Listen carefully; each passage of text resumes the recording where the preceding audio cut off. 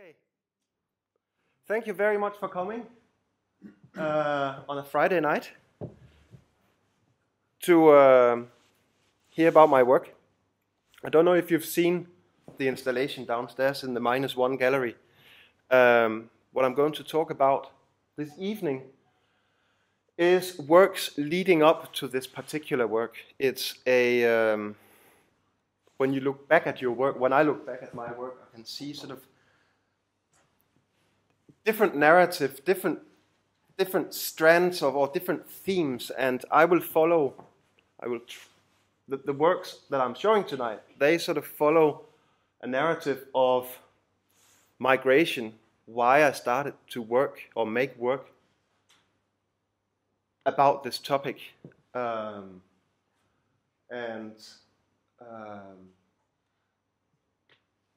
I will have to rewind to Sharjah in the United Arab Emirates, where I first went to have to be part of the Biennale they have in Sharjah in 2003, and it was my first time there. It's the first time I went to an Arabic country, and it was the first time I was that far away from home, so I really wanted to make the most of it and be there for as long as I could. And I was invited there for a week to install, but I wanted to be there for longer. And as a student, I worked for galleries and museums in London. I studied in London as a gallery technician, so offered my services at the museum and at the biennial to as technician, so that I could stay there longer. And they agreed. They thought it was a great idea, so I stayed there for a while, and my task there was to teach a group of Indian migrant workers the skills that you would need to have as a gallery technician. So there were some people who were good at working with their hands, but they didn't know how to handle art, and that was my project there. That was my job there, to teach them how to handle art. I worked with them for a month, and I thought it was very, very interesting, and we got to talk together, and I got to know them quite well. And I found the United Arab Emirates very intriguing, a very strange place to be, a sort of completely new place where everything seemed to be happening at once, and all these skyscrapers were built, and all these things were happening, and there was a sort of excitement about that down there that excited me, and that I wasn't used to from living in Europe, where things move quite a lot slower. I wanted to go back, and I wanted to spend more time down there. And I actually suggested to the Biennale team that they should have a residency as part of their Biennale, and me and a Japanese woman, we were the first resident artists. So I went there to do a 6-month residency, and to make work about being there. A photograph I took in my research down there, "Change your life here," that seemed to be, it's the slogan of the UAE's national lottery. And that seemed also to be the sort of reason why many people, they go there to change their life, to get there, to win the lottery. Not literally, but to earn money. And for the many thousands of immigrants of the guest workers who go there, that's certainly the case. There are hundreds of millions, there are millions of, as you know, of workers from Asia who go there to work, to send money back to their families. And I was fortunate enough to work with many of them. Another photograph I took, I saw this graffiti outside a building site where it said "Nobody, any income," and I found the two sentences quite interesting and contrasting, and I decided to do something with them. I passed a little embroidery workshop one night while I was walking around. I did a lot of walking just to do research, and I saw Ali and his colleagues sitting embroidering, and I asked if they wanted to do a collaboration with me where we tried to mix these two sentences into some embroideries that they would design together with me. And we had this little thing going on, and so we made some quite beautiful, I think, embroideries where their design and embroidering skills and these two sentences were merged into this diptych. I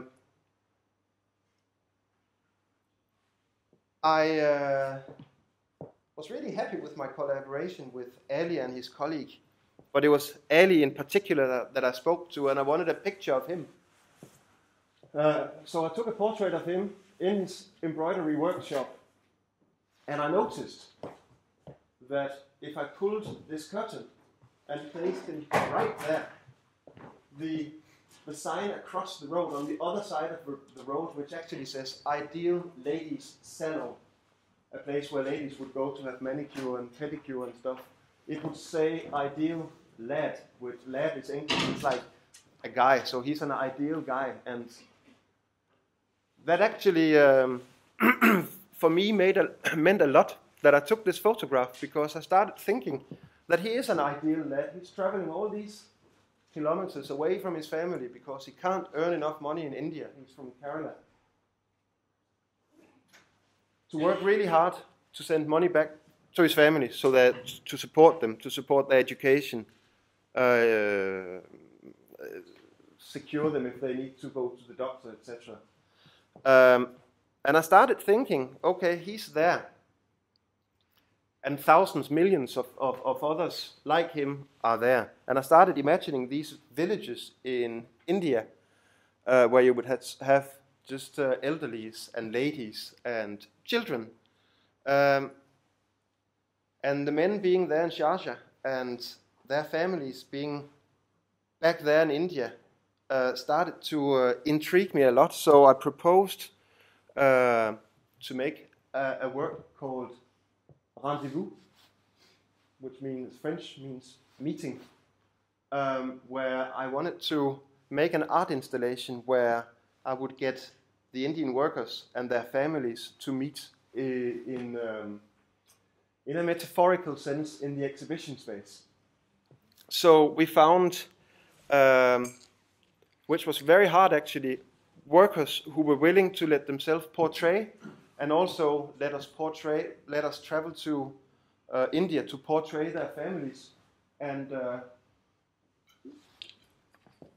I started this endeavor with my cameraman Jonas and our translator Saif.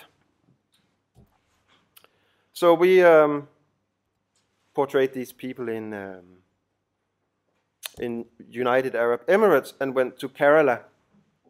We had to have people from one region of India, because India is so vast that it would take years to travel everywhere to every single corner and district of India. So we chose Kerala, but Kerala in particular is interesting because the labor, the money they get back from the guys who are out in the Gulf region working, that's their biggest export in this particular region. Anyway, here you can see how the work is exhibited. Two very big screens. Everything is filmed in portrait format. The screens are facing each other, and the spectator sees the work from the center. And I see the center as this sort of space of love and longing and respect and family responsibility.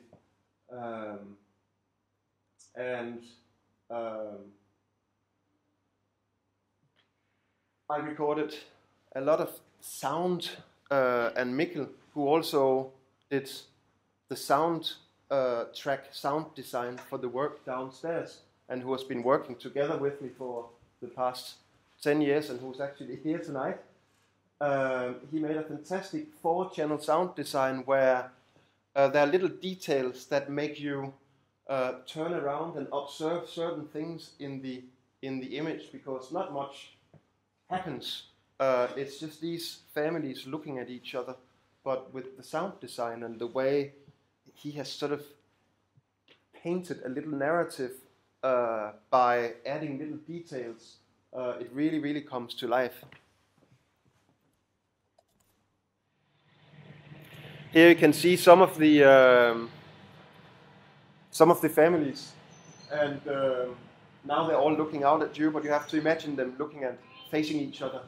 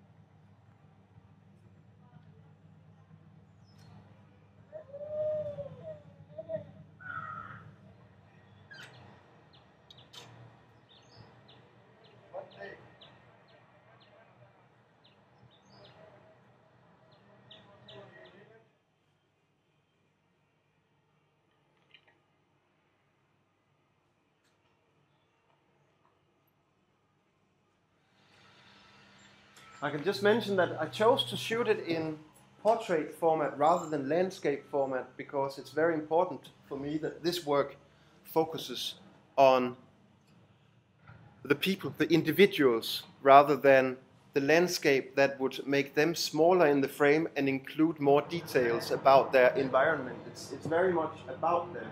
And the way it has always been shown is that these screens they're very big, that they become almost like altars. So these working class people from very low in society, which they're definitely meant to, which they're definitely made to feel working in places like the UAE, they really become strong individuals whose mission of supporting their families, of survival, is taken incredibly serious and valued in this work. At an opening, well, when I went down to Sharjah, when I flew down to Sharjah from London, I used to live in London, I read in a newspaper about this place Calais in France. And I read about all these migrants from Afghanistan and from Iran and from places in Africa, Sudan, Eritrea, who tried to get to London or to England, the favorite place of their dreams. And they live there illegally in camps, and they try to get on ferries and in lorries that are heading for England. And I thought that could be a quite interesting thing to make a work about. And I was telling a friend about this article, and there was a curator who was curating something called Folkestone Triennial. And Folkestone is just south of Dover. And she heard this, and she was very interested in the potential that this idea I had. So she asked me to make a proposal that where I would elaborate on this idea about making something about migrants in Calais. And I did that, and I was commissioned finally to make an installation, a work for this Folkestone Triennial. And here's a kind of trailer, a sort of introduction to the film, and then I'll talk about it.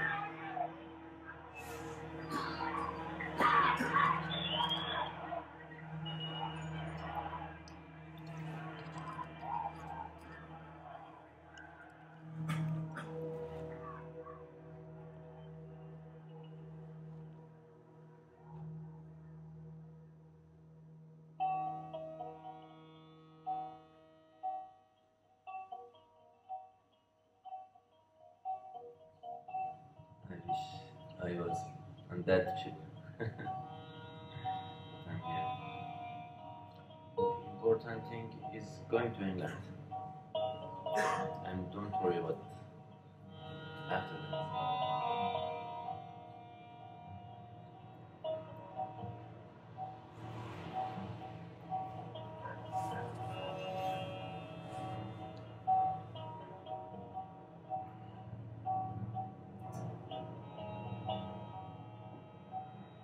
We were caught by the French control. We were trying to cross the border. Best country UK. Best country in the world.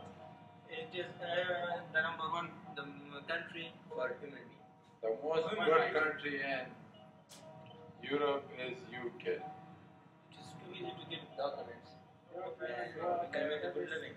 Too much water, otherwise we can swim also. England is too good for me. I love England. I love England. Today I miss a chance. Goodbye.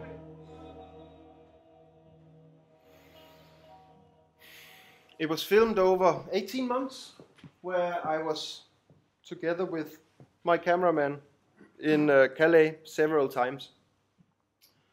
And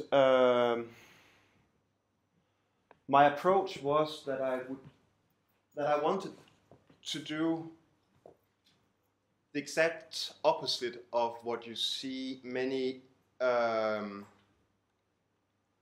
reportage video people do, who go and get, you know, some footage of these people who are suffering and pity them and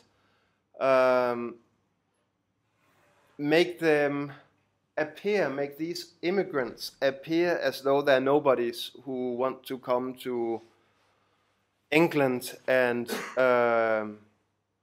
steal the money or steal the jobs or whatever. I had a different approach. I was sure that these individuals are individuals like me and who have been unfortunate and are on this mission to try and survive or better their lives. Jonas and I, we would walk around. We found out where there's one food distribution center where the immigrants can go and get 1 or 2 free meals a day. So we would go there and hang out with people. And we would always have our camera and sound recording equipment with us, but we would not take it out and film. And we talked to them, and they asked, why are you here? And we talked about our project and that we wanted to make a film about this kind of community that they have, their lives, their dreams, hear what these guys fled from, and hear what they would hope to achieve in their final destination, but mainly focused on their life in Calais. The friendships that they built, the day-to-day struggle, but also how they have fun and how they live their life there. And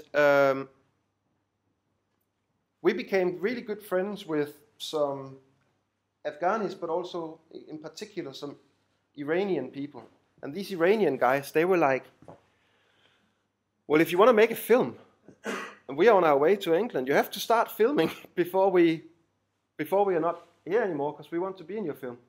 So they started taking us to places, showing us their hideouts, showing us, describing to us how they get on trucks, where they get on trucks, making maps for us. They didn't want their faces filmed, so we had to find another way of making the film interesting. And so there's a lot of, like, they're drawing maps how to get into this particular truck parking place, how to bypass the custom and the transport police and the custom and the security guards and all these things, how they practice getting up on top of trucks, etc., etc., etc. So we filmed all this stuff, and the work started as, well, it was first made as a 3-screen installation, and then later cut to a single-screen film because it has a sort of narrative. It's like a documentary film, a very poetic, loose documentary film, but you do follow some characters, and there is a kind of story in it, so it works well as a single-screen film. And the film is actually, as well as showing the work that you see downstairs in SALT Galata'da, there's also some films of mine. Promised Land is one of them that will be screened.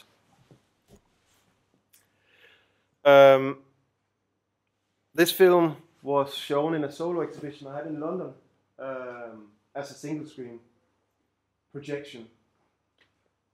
And I also showed a series of works called Ode to the Perished, which is very related to End of Dreams downstairs, and I will talk a little bit about that. In my research about migration, of course, it's impossible not to hear about the many people, the way too many people who die in trying to cross the Aegean Sea or the Mediterranean.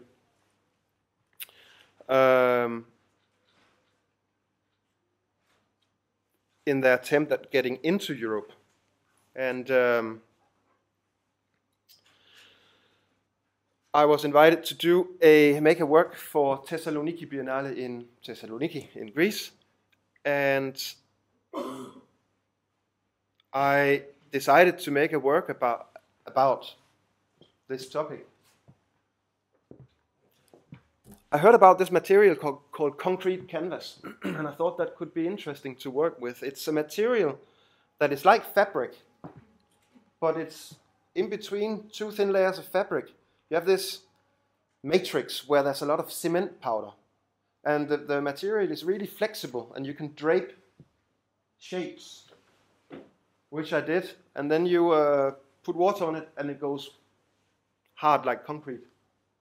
So I made this series of anthropomorphic shapes that are sort of big enough to be human-like, as though a dead person would be wrapped in fabric. And I made 12, I think, and for this Biennale, and they were immersed in the sea. I wanted them to be in the sea for a long period of time to build up this sort of layer, this sort of patina of micro sea organisms that actually very quickly grew onto them, to give them a history of something to do with underwater, or a narrative of that. They were hung in this space, Yeni it's called. I believe that's Turkish. As these ascending souls, ascending to the top of this dome in this very spiritual space, a room that has been a mosque, a synagogue, and functioned as a church as well through history, an old Ottoman building. That was shown, as I mentioned before, in London as well, in a gallery that is made in an old church. So it had had similar spiritual connotations. I saw these a little bit as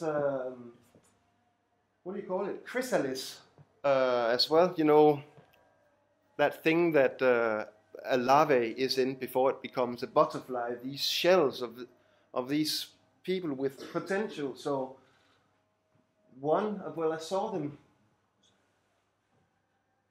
I saw them as something really tragic, alluding to the many people who die here in coming here, but I also saw them as these shells of potential of the people who actually managed to get here and start their new life. So these would be the shells that are left after this metaphorical butterfly has flown away from, has cracked the shells. And this shape I, for some reason, got very interested in. I went back to Calais and went to revisit some of the places that the migrants took us to. The migrants have left, they're gone, and what was left in the spaces is all the old blankets and mattresses. So here, for instance, in Promised Land, there's a scene here where we were lucky enough to be on the, what's it called, Eid, the last day of Ramadan. Isn't it Eid? Yes. Yeah. We were lucky enough to sit with a group of Afghan people and enjoy a wonderful meal there. And we filmed that, and when we came back a year later, that was what we found. And I made this, like everything is untouched apart from these shapes I made and placed in the middle of the photographs. So I did a series of 9 photographs, I think, there, and here you'll see some of them.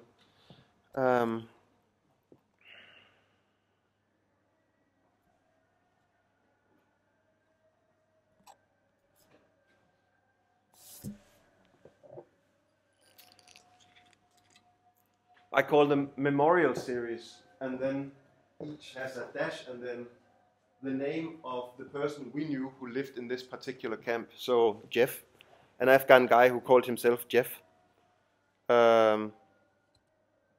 Jafar, Ramadan. These are all people that you, if you see Promised Land, you will hear them talk in the film.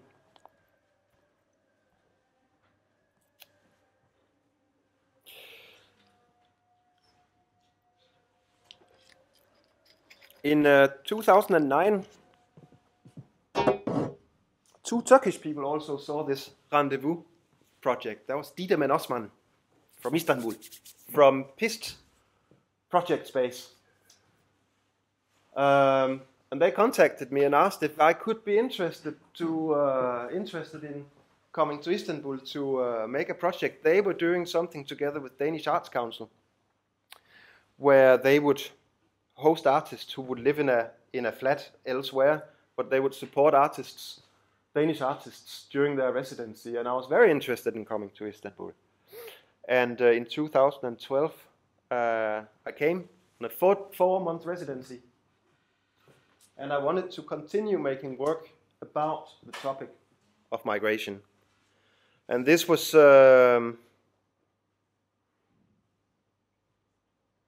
well, first I can just make a little quite interesting bracket. We talked about it yesterday. That was in an email, because I wanted to do something I thought initially about the Aegean Sea, the sea between Turkey and Greece, and I read quite a lot about people drowning there, and while Didem and I were emailing about it, one day she sent a link to an underwater film that had been made by the Greek, I think, or Turkish, some authorities who had filmed some stuff underwater. There was a ship, people smuggling ship that had sunk. And there was some underwater investigation. Badly filmed, but you saw these little, you saw some rucksacks of the migrants who had all drowned. They had been taken out of the sea, but their only possessions were stuck on this boat. And that was quite a brutal little video. And that's kind of that bracket. It's like something, yeah, Didem just sent me that, and we didn't talk much about it, and we thought maybe I should do something with an underwater film, but that never happened. Until later. At that time, it was when things were starting to get very, very bad in Syria. And it was when Syrians weren't only internally displaced, they started, the things were so bad that they started to, in huge numbers, come to Turkey and to Jordan and to Lebanon. But in the south of Turkey, there were so many, and I thought it would be very, very interesting to make a film where it would be a kind of road movie. I don't know exactly what I would have done. Not exactly. I often work like that. I have a sort of overall idea, and then many things sort of come to me as I'm producing the work. But we were going to go down and drive along the Syrian-Turkish border, and whatever we got there, footage, would become the film. And I had hired my cameraman, I'd rented car, we had booked equipment, a translator, Gülşen. We were just ready to go and make this film. And we had to apply to the Turkish authorities, and we were not allowed to go. It was a military zone, and we were not allowed to go. So I was just like, oh no, I've planned everything, we can't go, I can't make the work. And I had 48 hours to sort of make a new plan.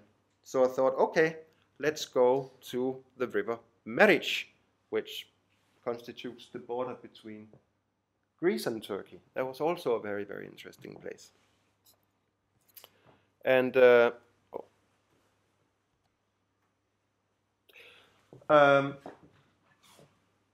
so Jonas, my cameraman, and I, we went up and did a lot of research. We did a 3-day recce, I think. We were there for quite some time to sort of see what's the situation up there. And every time we got close to the river, we met this famous sign. So we could never get to this river that we wanted to portray, and it started to get quite frustrating. While we were there, we were also waiting for permission to actually make a film in that part of Turkey. So it was a very, very stressful period. But we found a little town, the little village that I found very, very interesting, that had it had some aspects that really spoke to me. I was very interested in doing a film there. And we got our permission, and then we started filming. And I'll just show you a little clip from the film, which will also be shown at SALT Beyoğlu. I don't know the dates, but they will definitely be listed somewhere. I'll just show a little clip.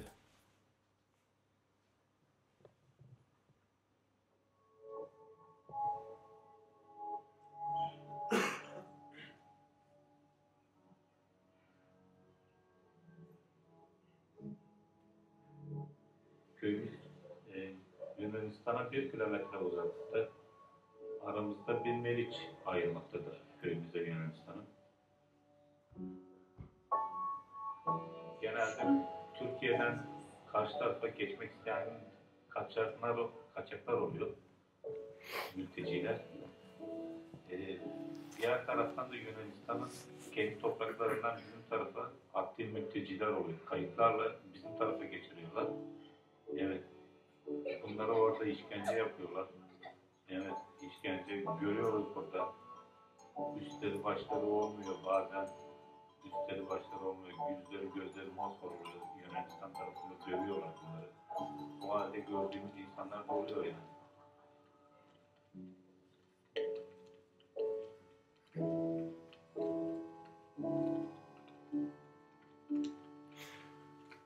It was a fantastic time of year that we came to. It was just as the rice harvest was at its max, and they burned these fields, and everything was quite smoky. The weather was perfect. It was fantastic to be there. And as I set out to make this film about migrants, because I'd read on the internet that lots of migrants crossed the border there, when we came there were actually no migrants. So it was just like another challenge. How do you make a film about migration when there's no migrants to film? And very early on I actually found that liberating and interesting, and I found out that it actually did become a film about migration, because I would talk to the villagers about how do they feel about these waves of migrants that come through their village. That was interesting. But that was something that was also interesting is that village life is disappearing, and the young generations, they migrate, internal migration, into the cities for work. I found that interesting. And to replace the young generation who aren't going to be farmers anymore, the Roma communities, they come in as seasonal workers and take over for the young generation. So you have these quite interesting shifts within their little society, which also goes under the bubble of migration. So you could see how this tiny village way out in the countryside, on the border between Greece and Turkey, becomes a sort of signifier for the bigger themes that you have in this sort of globalized world, where small farms close down, big industrial farming take over, people move to the cities, political migrants cross their path in their path to Europe, and they in the film they reflect about their, like, whether they as Turkish people want to be part of EU, and all these questions that you often see, you know, on the sort of big political scale, see that in the news, but here it was seen from villagers' point of view in a small farming village at an incredibly beautiful part of Turkey, but also at a really sort of cinematic season where everything looked amazing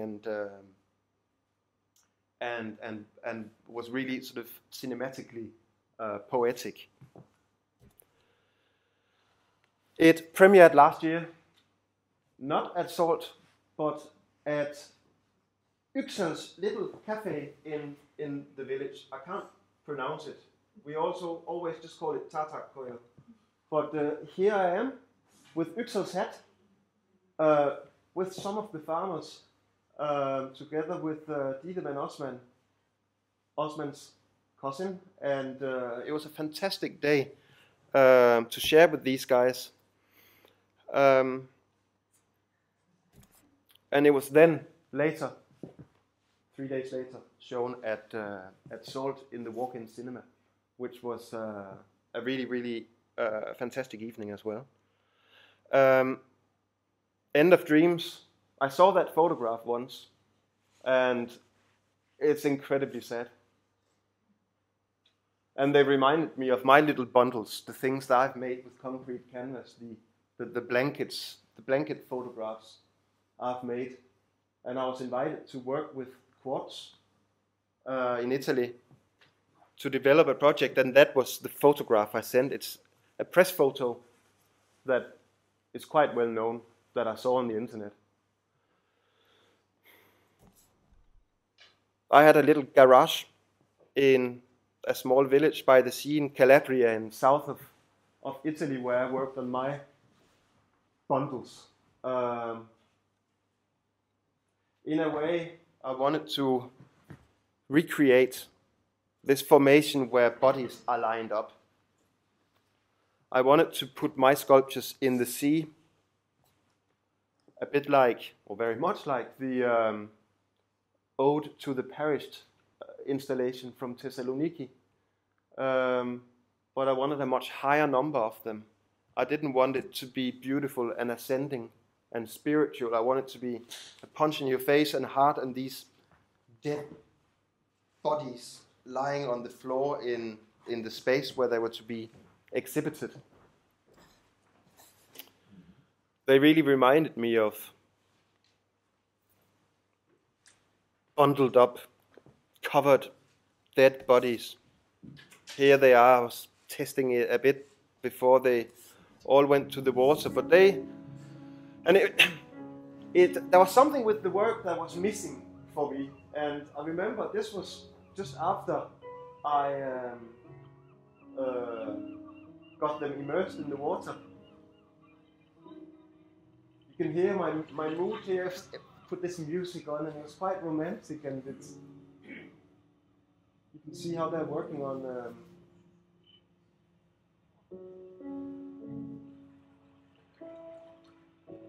Getting these sculptures immersed in the sea.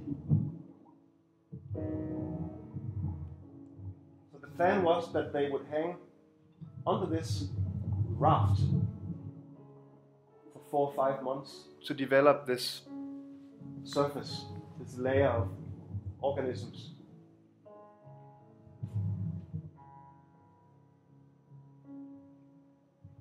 And that was it. Then they would be taken out and exhibited.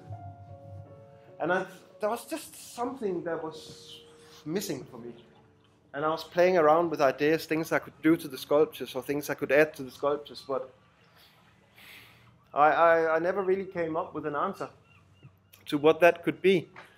And nature itself was quite brute. Yeah, there they are, suspended.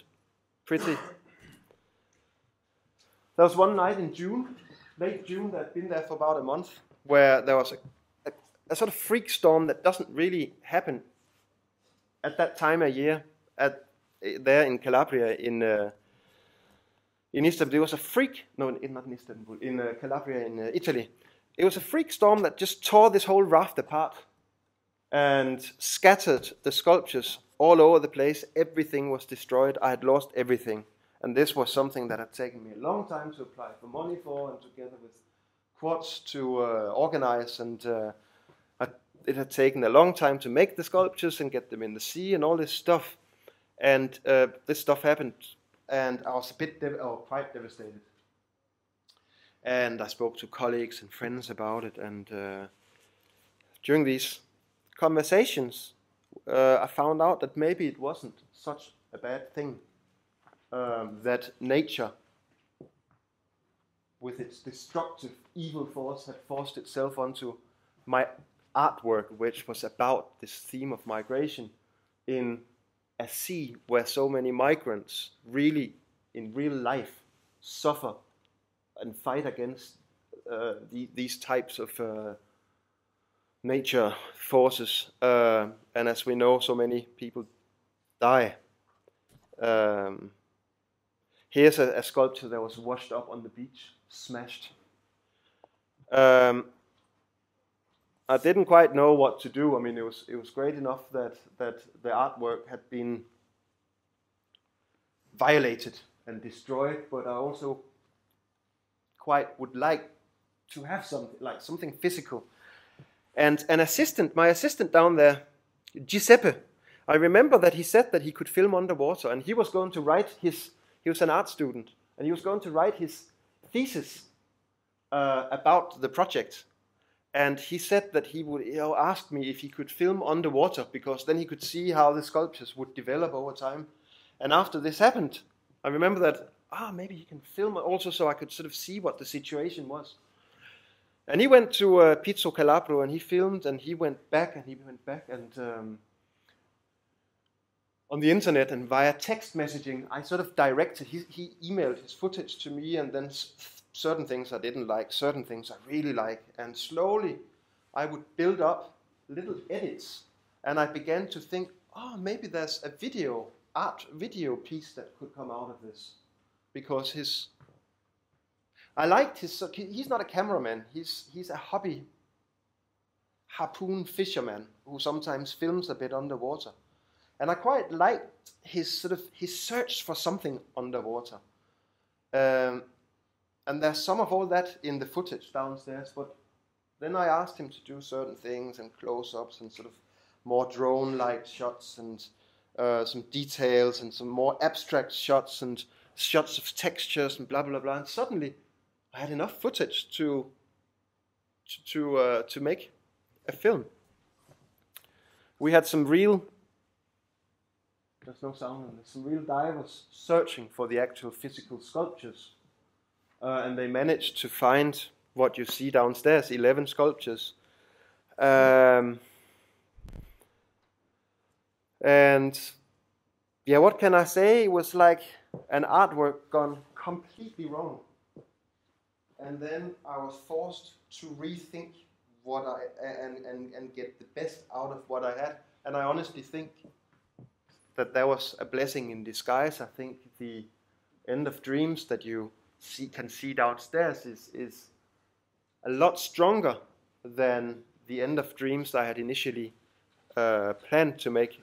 And I thank SALT to because there wasn't, when I first contacted November and said, well, I've been doing this, and then it all got smashed, and now I've got this, and it could be very, very interesting to show. It's a big chance to take to say, yeah, let's show that, because we didn't know exactly what that was. But it became what you will see downstairs. Some shots of the sculptures after. And these sculptures, they never developed this patina. They were on the seabed, rolling around, so nothing could ever grow on them. But instead, they got these, I think, really beautiful but very, very tragic and violent cuts and holes and scratches, which adds to the brutality, which adds to the narrative of what the sculptures have been going through, but also to how nature potentially treating people who capsize in their boats on their way to Europe, or how their souls must have been hurt in trying to reach Europe, or how they are hurt when they finally make it because they're not welcomed very well. Here at the end, there's just a little clip, so the ones of you who maybe haven't seen any of the installation downstairs can just get a little taste.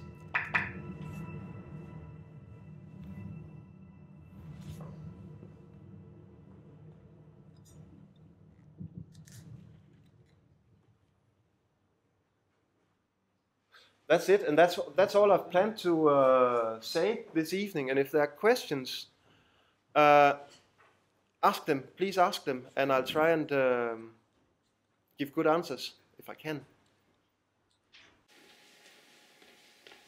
And if not,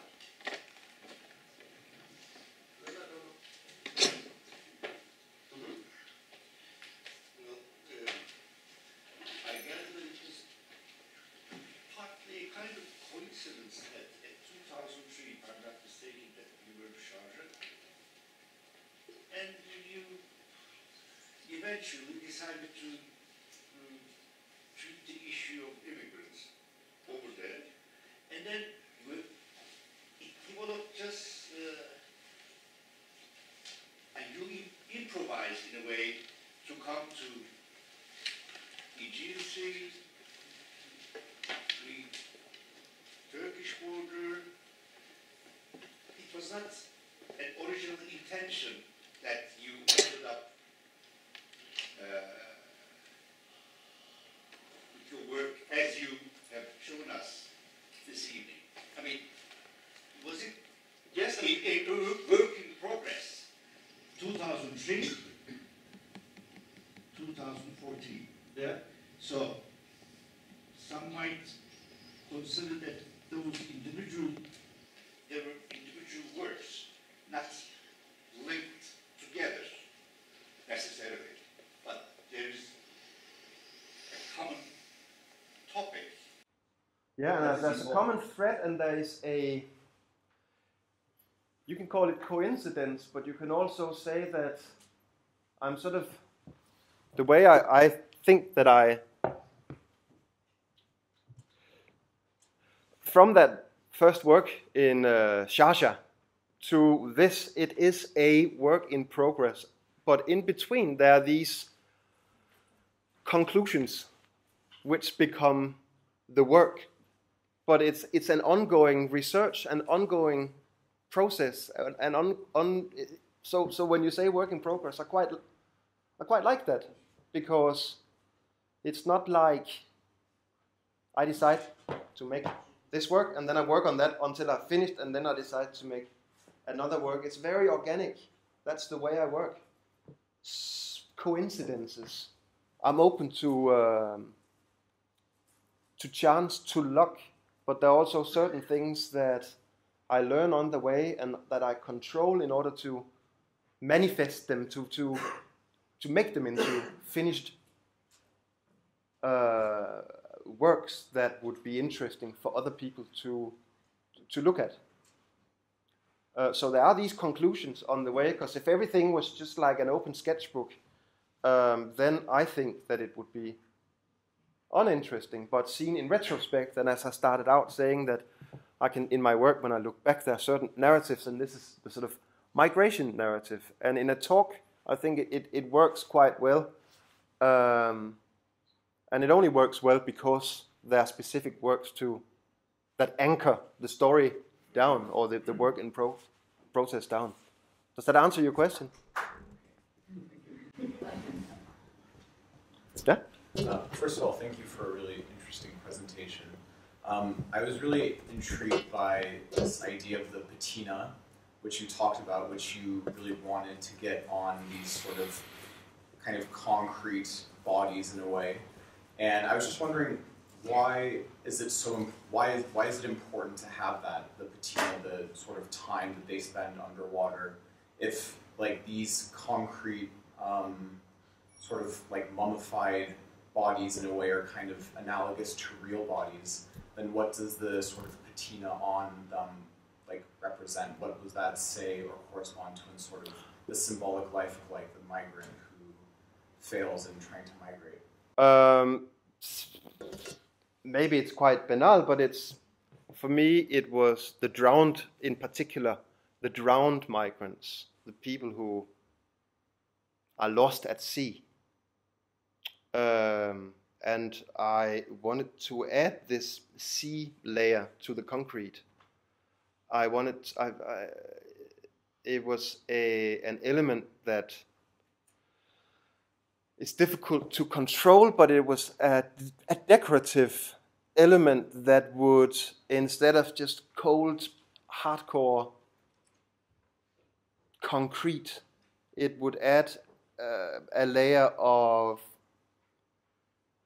nature, of poetry, of I think that. Well, I know that was my reason. I found it beautiful to put them in the same sea that kills, that drowns these migrants, and the same sea from where the migrant souls ascend to wherever. That sea would create their mark on my sculptures about this topic.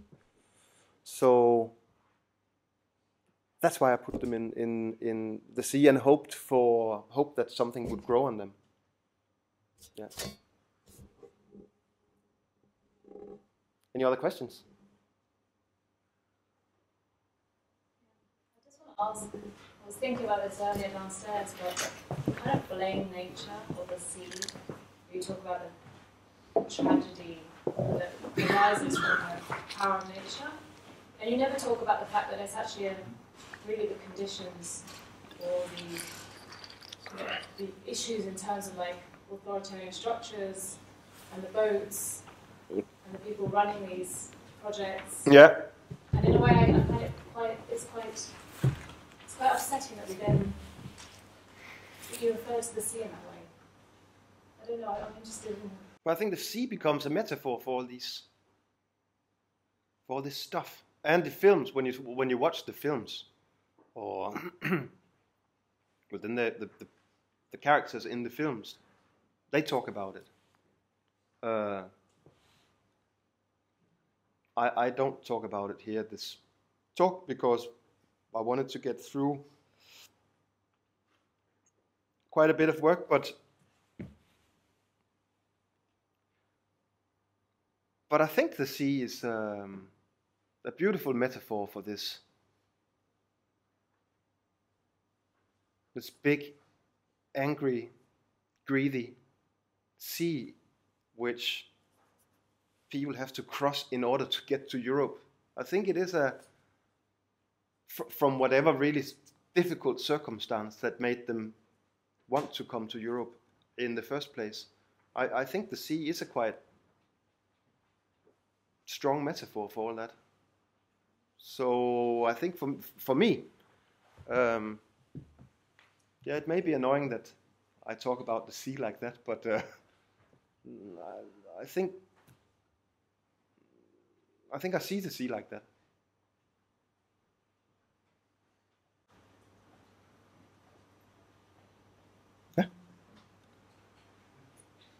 Thanks a lot. I mean, it's quite interesting.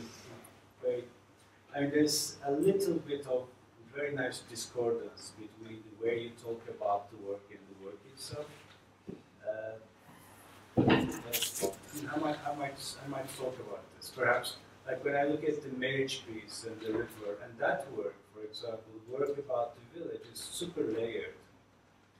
And I'm not thinking of immigration when I'm reading that work. I'm thinking of many other things. I'm also thinking that why the hell I have never seen a Turkish filmmaker or a video maker, an artist, look at that kind of situation in the way that you were able to look at it without a patronizing attitude, allowing the things to layer themselves. It was just very, I mean, it's a super great piece. And also, I like downstairs, I look at the work, I'm like thinking about, my God, how arid the Mediterranean or whatever it is. I mean, the ground, there's just nothing, no nourishment. You know, it's just falling onto this kind of, I mean, the depth is not so great, and also when things fall, they fall into this kind of arid, weird, kind of almost apocalyptic waterbed. Yeah. I'm just thinking of the waterbed. I'm just thinking of, I don't know, it's a piece of underwear or something floating, you know, floating down. I'm not necessarily thinking of immigration. No, but that's actually that's what I mean by the discordance. That's why I really like the work, and then it kind of locks me back to, I mean, very historical example, but you know, Raft of the Medusa. Yeah. Same thing. Yeah. Same context. Yeah. You know, I mean, although it's about an amazing political scandal, it's about, you know, the major screw up of the French. It, you know, it led to almost a governmental change. And when you look at Jericho's Raft of the Medusa, you don't actually, it works on so many different registers. Mm-hmm. That's what it's going to say. Yeah. But it's difficult when you're asked to select some works that, like to do an artist talk where you asked to present some of your work, and then because with my films or my work, I could spend the 45 minutes or the hour talking about that particular work, because there are so many layers to it, and maybe it is a bit too sort of didactic to just put these particular works that I've chosen to talk about into the bracket of, or into my narrative as the migration works. But that's a way where these particular works sort of make sense together, and then because you show some of the films, then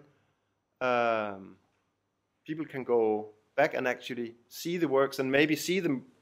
Okay, they think it's a film about migration, but when you look at it, it's about so many other things, maybe more the other things than migration. The work downstairs started as a work about migration, but as you say, you can read it in so many. I mean, I read history into it. I see explosions. I see ditches. Trenches, yeah. I see so many other things. I don't necessarily see 2015 or 14 immigration issues. I also see Second World War, First World War. I see Raft of Medusa. I see. So you're absolutely right. But for this particular talk, this evening, I chose to talk about a number of works, and then it does become a little. Less deep. I don't want to use the word superficial, but maybe, yeah. But that's it's like an overview of these particular works. Thank you.